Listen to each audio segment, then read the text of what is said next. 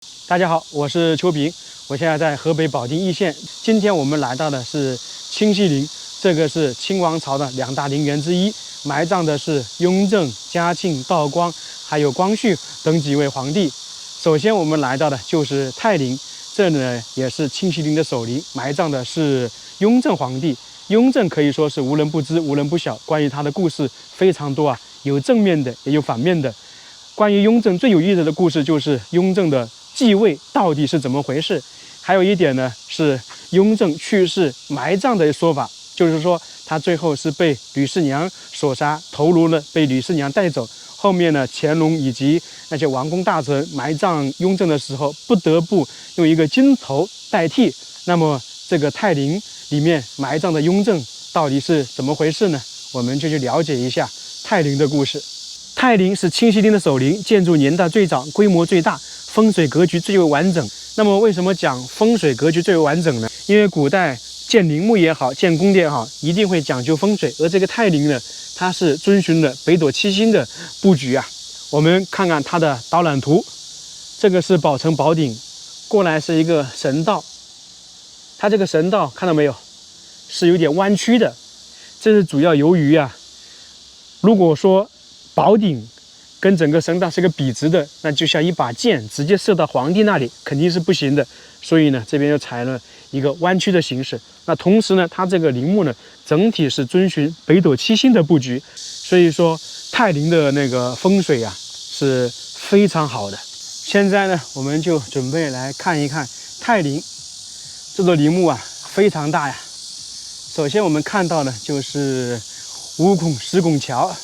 这个也算是进入泰陵的第一个建筑，也是北斗七星的第一颗星。关于雍正的故事，大家知道很多，最熟悉的就是雍正继位的问题，在很多影视剧中，包括一些演绎啊，都讲述成当时呢，康熙其实想传位的是14阿哥，但是雍正呢可能提前知道消息，他就呢篡位了。把那个诏书改成了传位于14阿哥，于是他这样登上帝位。那事实是否真的如此呢？正常来讲的话是不可能，因为清朝皇帝的遗诏啊，它是有好几种文字的。我们说的影视剧中讲的传位于那个是汉文，那么其实它还有满语，它那这个是改不了的。所以说，大家觉得这个传位是真是假呢？反正我感觉啊，肯定是正常传位的，因为当时14阿哥远在边疆打仗，皇帝呢不可能说把位置呢传给一个远在边疆的人。但历史上的谜团还是非常多的，比方说，你像这个泰陵为什么会修建这里，而没有修建在清东陵跟康熙在一起？正常来讲的话，陵园呢基本上是在一个地方，特别是后世皇帝的话，肯定是紧挨着前面的皇帝。你就像明朝13陵，当然朱元璋是不算，因为朱棣嘛是迁都到北京的，后面的皇帝啊陵墓都在北京。那这里呢有好几种说法，雍正的陵墓啊一开始就是选择在清东陵的那里，但是后来发现呢规模虽大而形局未全，就是说风水不太好。雍正呢，于是就把它废掉，同时下令呢，另选万年吉地。当时的选择陵墓的人呢，就是我们说的13爷，就是雍正的弟弟。当时来到易县的永宁山，说是乾坤巨秀之期，阴阳汇合之所。雍正呢，看到这个奏折啊，十分高兴，认为这里的风水啊很好。从雍正8年（1730年）开始修建清西陵呢，由此呢，差不多形成。这是正常的史料记载。还有一种说法呢，就是雍正篡改遗诏那个登位，他做了很多坏事，心中有鬼呢，所以呢，他死后不敢在父亲身旁建陵，于是呢，就远离康熙，另辟陵区。这样的话，离康熙有几百公里。还有一种说法呢，就是雍正在位时期雄心勃勃，励精图治，奠定了大清王朝鼎盛的基业。因此呢，在修建陵墓的时候，他想显示自己的气势。若在清东陵建造的话，他就不敢超过他的父亲和祖父，也达不到突出自己的目的，所以呢，另辟陵区。这个就是泰林的神道，大家看一下，非常宽广啊，它是宽度11米，长度呢从这个石桥到宝顶的话，总共是5华里，这么宽这么长的神道非常少见呢，可能是明13陵的长陵可以媲美。大家看一下它这个组成方式，全部是由青砖铺成，而在中间呢还有3条由巨大的条形石组成的道路。中间这个条形石呢也是有说法，等一下呢我们再说。大家看起来这只是青砖啊，其实呢在这个下面呢还有玄机，在青砖下面还有2层砖，一个是这样铺的，一个是这样立的，然后再下面呢还有那个青石灰、糯米浆全部弄成的，所以这个非常坚固啊，几百年还能保存完好，就是这个道理。整个陵墓是坐北朝南，正常来讲的话，南面有一座那个石牌坊是不稀奇的，但是大家从空中的画面可以看到，整个南面东西都有，和那个大红门组成一个四合院的形式，这个是非常少见的，在全国也是独一无二。石牌坊我们看到很多，但是像这么大的石牌坊非常少见呢。它是5门6柱11楼的形式，宽度达到32米多，高度11米多，极其罕见呢。它全部是用青石雕刻而成，一座这样巨大的石牌坊都非常少见，而在泰陵呢，这里却有3座，并且呢，不可思议的是，它居然跟那个大红门组成一个四合院形式的，这个不知道是为什么。我感觉啊，当时建造的时候还是有意义的，就跟乾陵的无字碑一样。那在这里设计建造3块巨大的石牌坊，是不是凸显雍正的丰功伟绩啊？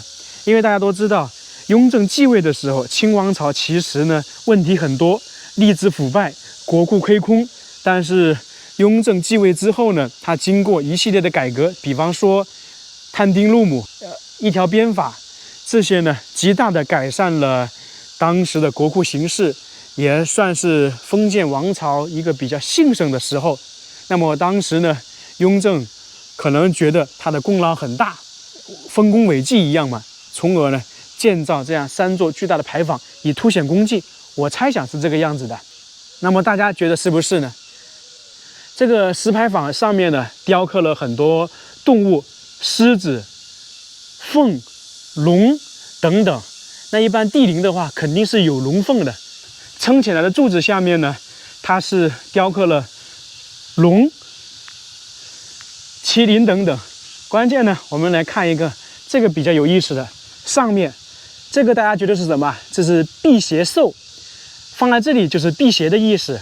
然后在两边呢有矮一点，那个是叫寿山、寿比南山，全部是很有意思的，雕刻的非常精美，确实很壮观了。你像前方这里就四合院，基本上在其他的陵墓是看不到的。为什么会有四合院呢？这个就是泰陵遵循的一个道理，视死如生，就是说生前是什么地位，有什么条件，在死后呢也是一样的。他当时皇宫啊很多都是四合院形式嘛，他就在这里也弄了一个四合院。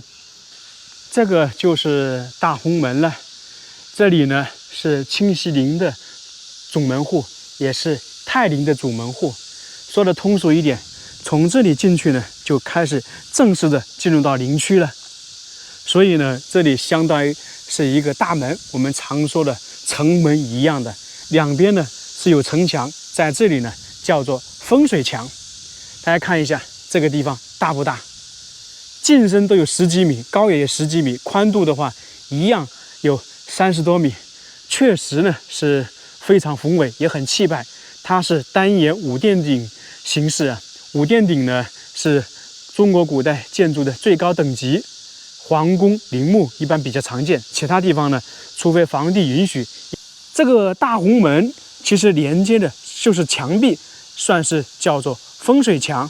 为什么会说是总门户呢？就相当于大红门是进入城区的城门一样，两边的那个城墙、风水墙是把整个泰陵包围起来了。大红门这里呢有3个门呢，它也是有含义作用的。中间这个就是帝后安葬的时候，棺椁从这里进去的，所以呢叫做神门。大家看到没有？从神道进来一直都有这个条形石组成的道路，这个就是帝后安葬时它棺椁从这里进去的，一直到宝顶进入地宫，不能偏离。继续往前走，其实还远着呢，我连1/3都没走到。前方还有很多建筑，总共是74座单体建筑。前方这座宏伟高大、重檐歇山式的建筑，就是清朝皇陵中为数不多的碑楼，它叫做大碑楼，也叫做圣德神功碑楼，是专门为皇帝歌功颂德的建筑。你比方说，雍正去世之后，他做了那么多事情，那乾隆呢肯定会对他父亲呢歌功颂德嘛，于是呢就建造了这样一个楼。在清代，大碑楼也不是每个皇帝都有资格建立的。清西陵这个地方只有泰陵和嘉靖的昌陵有大碑楼，而道光和光绪的却没有了，这是为什么？在清朝有一条不成文的规定，皇帝在位之间只能扩充疆土，如果丢失1寸国土，就没有资格建立大碑楼。而清朝从道光开始呢，就丢失领土了，所以呢，它没有那个大碑楼，并且啊，不光是没有大碑楼，在里面呢还有一个其他的建筑也没有。等一下我们看得到，大碑楼这里其实相当于也是一个院落，在大碑楼的4个角啊，对应的有4根华表。它这个华表呢，也叫擎天柱，或者是说盘龙柱，因为明显的可以看到这个柱子上面呢，一条龙盘着上去，这么精美的真的是非常少见的。基座呢是那个须弥座，上面也雕满了龙啊，因为这是帝王的陵墓，所以龙的话随时随地都能看得到。在最顶部呢，就是那个望天吼，它是由龙头组成的，意思呢是叛军归，叛军来。又来到一座巨大无比的石拱桥，它这个是7孔的，也是整个陵区最大的。这里最有意思的就是这些，看起来是不是像一个蟠桃？上面呢有很多线，那这个呢是叫做阴刻线，总共呢是24条，代表着24个节气。也就是说，它陵区所有的建筑啊都是有含义的。这里呢还有一个说法叫做火焰柱一样，整个桥上都布满了。其实你如果去明清的帝王陵宫殿呢，都能看到这些阴刻线，故宫也有啊。我们一般说走神道都能看到石像生，在泰陵也不例外。不过它这里的石像生呢，跟之前在唐朝的帝王陵看到的石像生还是有区别。首先呢，它那个石像生啊就没有那么多。在泰陵这个石像生有哪一些呢？狮子、马、大象等等，然后就是王公大臣，就是文臣武将啊，比较少一点。我们在这里看到这个狮子呢非常小，它的尾巴去哪里了？尾巴是不是损毁了？如果大家看石像生的话，就去那个唐朝的帝王陵或者是明孝陵看一下，那真的是壮观雄伟。在泰陵这个地方，它的石像生舞队相对来说还是比较少，跟唐王朝的没法比呀。因为唐王朝那些帝陵，单单文臣武将的那个石像生，基本上都是10对，还不包括其他的动物。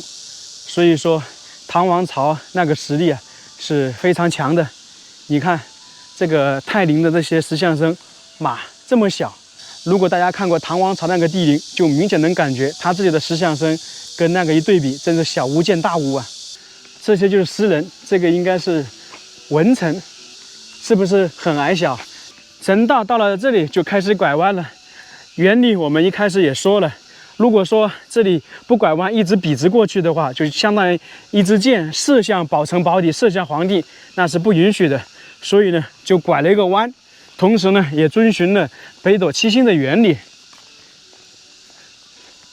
所以这种帝陵啊，含义是非常多的，它每一个方面呢，都有它的意识在里面。从神道走了一段距离，就来到了泰陵的第二道门户，这里叫龙凤门，就是帝后和谐，永远和好之意。从这里开始啊，就是整个泰陵主体的地方了，建筑啊非常密集，在里面放着一块石碑，记录的雍正皇帝的庙号、谥号等等。这块碑非常巨大呀，最上面有2个字是世宗，这个是雍正皇帝的庙号。一般庙号是世宗，就证明这个皇帝啊还算是比较伟大，他呢也算是起到承上启下的作用。而在最后面可以看到献皇帝之陵，那献皇帝呢，这个属于雍正的谥号。那么世宗下面这些到献皇帝中间，这个其实是对他的一种尊称称呼。所以我们其实可以说的简单一点，就是世宗献皇帝之陵。前方那个是隆恩门，后面是隆恩殿，而在明朝的时候是灵恩门、灵恩殿，这个跟明朝也是一脉相承的。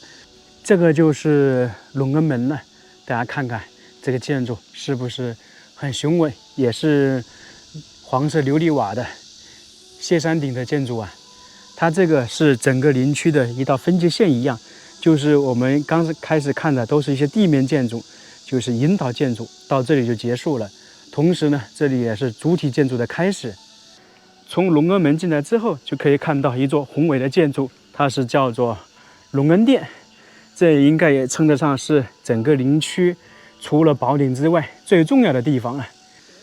大家看看这个建筑是不是精美华丽、光彩照人，就像是一座房子一样，全部是用黄色琉璃瓦建造。其实呢，它是叫做焚帛炉，是祭祀时用来焚烧无材质或者棉帛的一个地方。既然是焚帛炉烧东西，那么大家猜一猜它的排烟口在哪里？可能很多人都想象不出来呀。这个什么都没有，它排烟呢是在这个下面有孔，很精美吧？它真的就像是一座房屋。这就是隆恩门，非常巨大呀。它的总的面积是959平米，959嘛，95至尊，这是皇帝。里面呢主要是放皇帝和皇后的牌位。那么之后的皇帝祭祀也是来到这个地方。每年的中元、清明等5个节日啊，都会在这里举行重大的祭祀活动。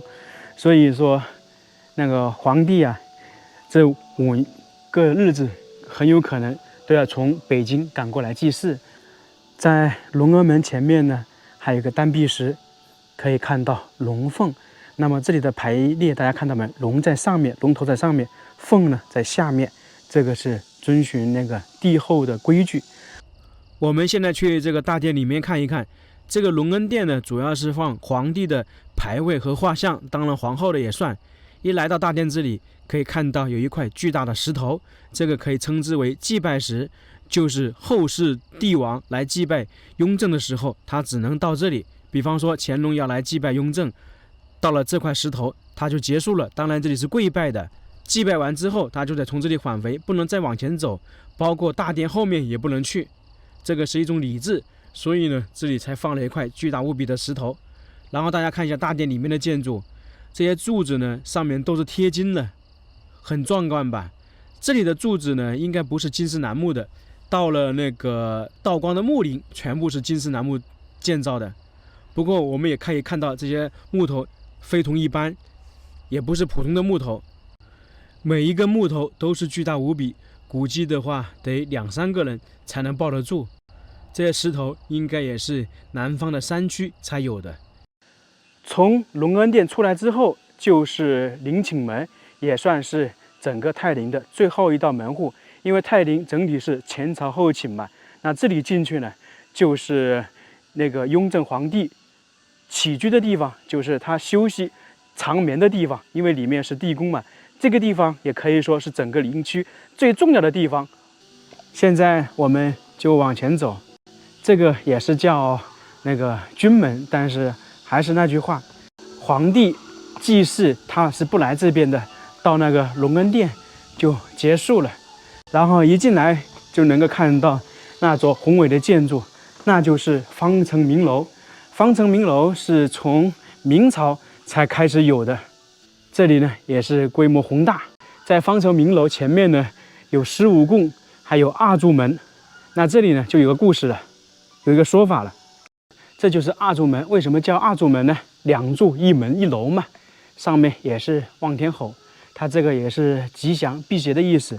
其实，在清朝的帝王陵，这个二柱门呢见得不多，因为二柱门到嘉庆皇帝就没有了，道光，包括后面的咸丰、光绪都没有，这是为什么？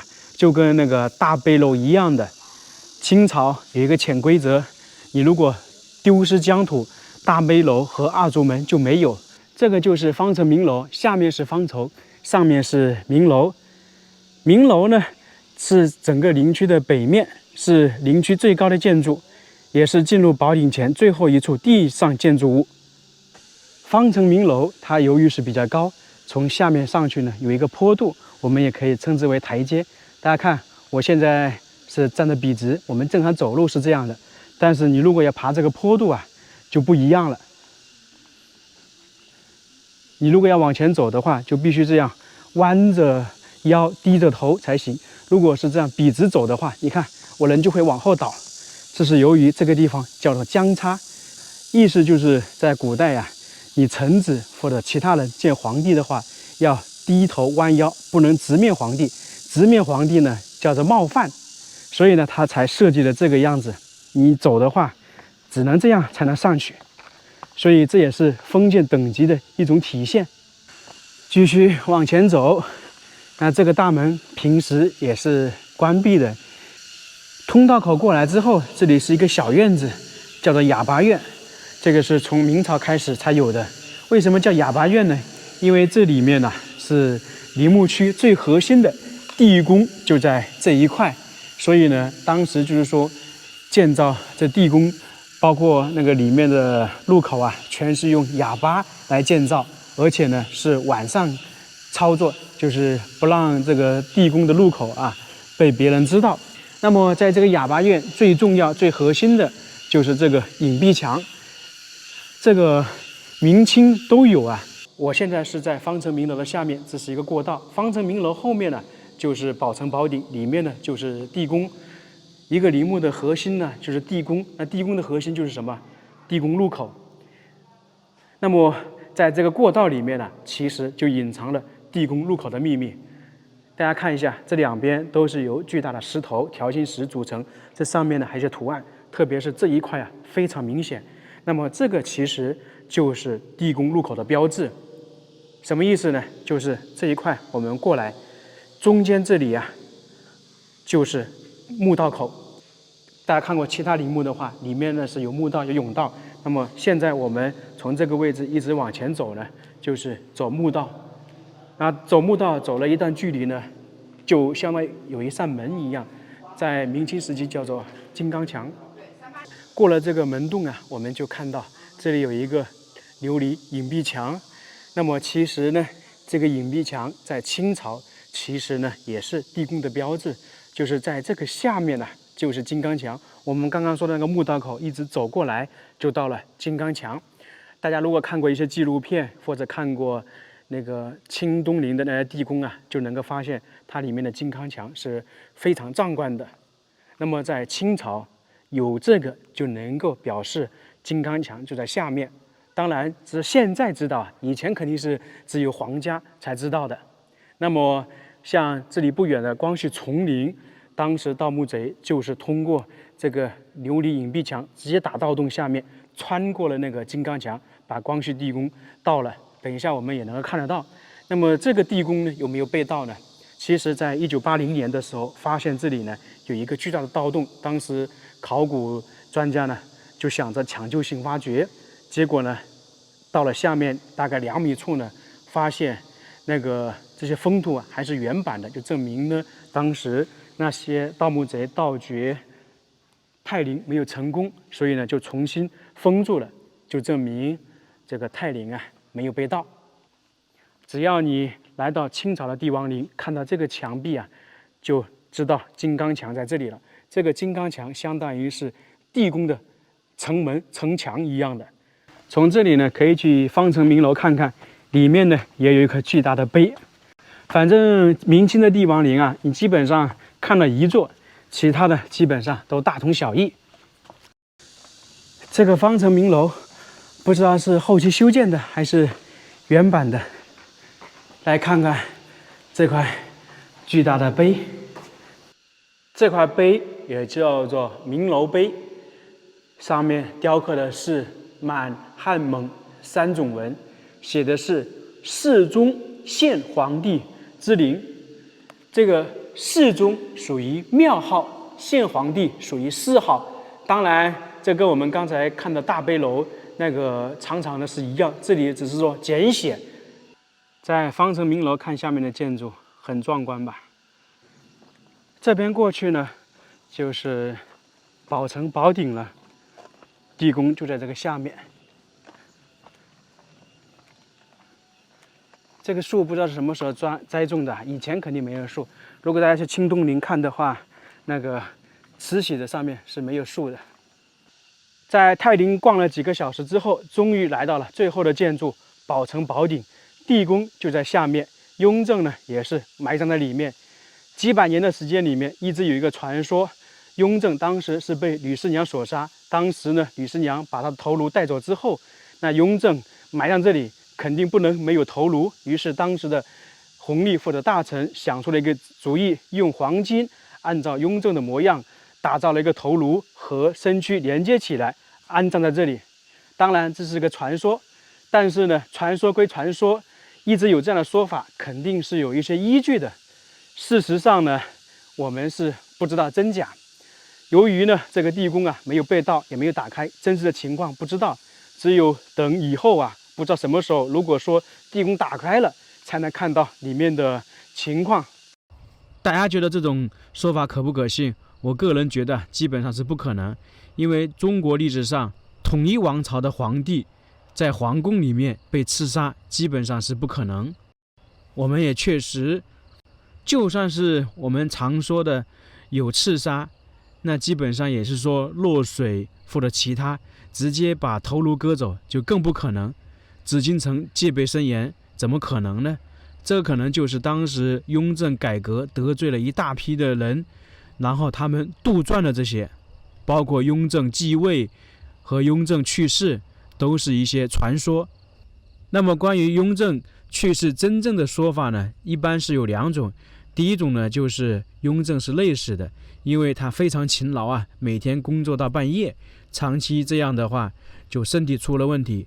另外还有一种呢，就是他和李世民一样，基本上是吃那个丹药导致我们说的毒性发作一样。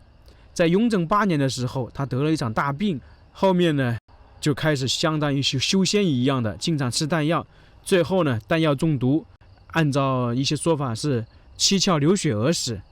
所以说关于雍正的秘密太多了，继位的谜底、去世的谜底、安葬的谜底。